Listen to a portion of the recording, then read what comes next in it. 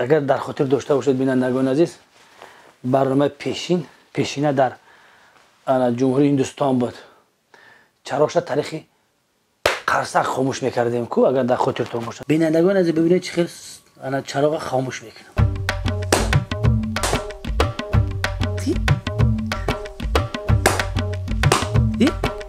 همین من تصمیم گرفتم که تا می چراغ ویراد نکنم خواب نمیرم. دیک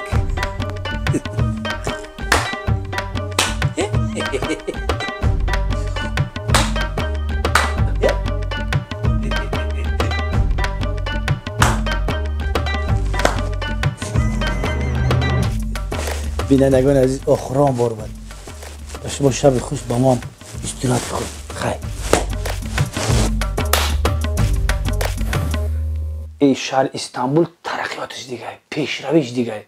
باور که یک عقل آدم راست نمیگیره. همین چراغ خاموش کنید عقل آدم راست نمیگیره. این قدر پیش رفتن عجایب. نفهمیدیم حقیر فهمیدیم. چه خیلی بده است. اگر با پشت رفتن خواب باشی، اگر خواهش داشته باشی که چراغ بکشی و راحت کنی، ببین چه خیلی میکنه.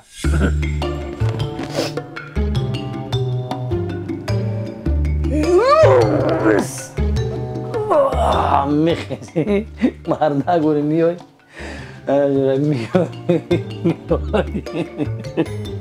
این یعنی میگی